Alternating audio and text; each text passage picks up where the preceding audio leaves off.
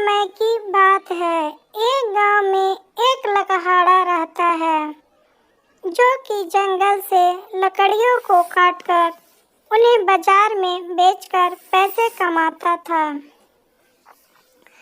जो भी पैसे उसे लकड़ी बेचकर मिलते थे वह उसी से अपना और अपने परिवार का पालन पोषण करता था।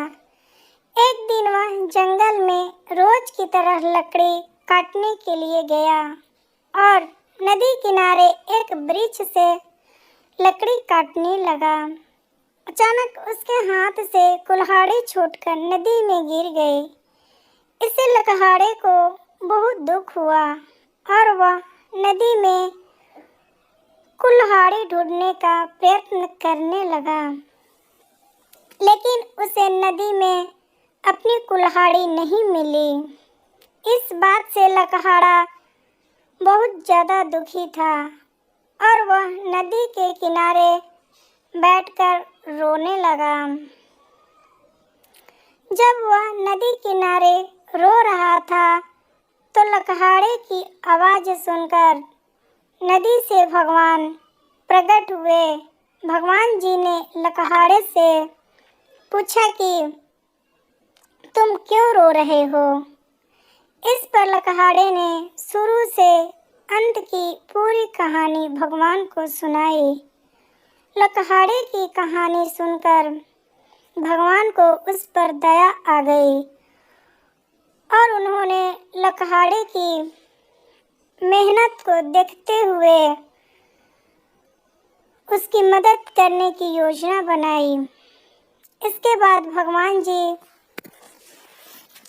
नदी में गायब हो गए और एक सोने की कुल्हाड़ी लकहाड़े को देते हुए बोले, ये लो तुम्हारी कुल्हाड़ी।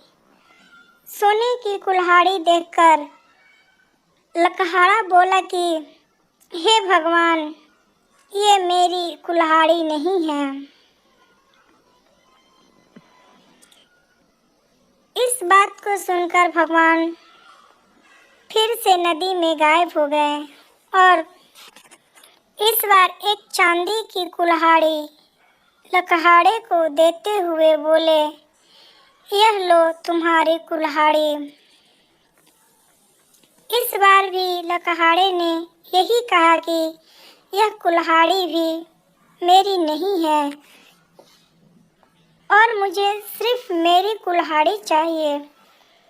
भगवान ने फिर से नदी में गायब होकर एक लोहे की कुल्हाड़ी निकाली और लकहाड़े को देते हुए कहा, ये लो तुम्हारी कुल्हाड़ी। इस बार लकहाड़े की चेहरे पर मुस्कान थी, क्योंकि यह कुल्हाड़ी लकहाड़े की थी। उसने कहा, ये मेरी कुल्हाड़ी है। भगवान ने लकहाड़े की ईमानदारी से खुश होकर उसे सोने और चांदी की दोनों कुल्हाड़ियाँ भी उसी लकहाड़े को दे दी। इससे लकहाड़ा खुशी खुशी घर चला गया।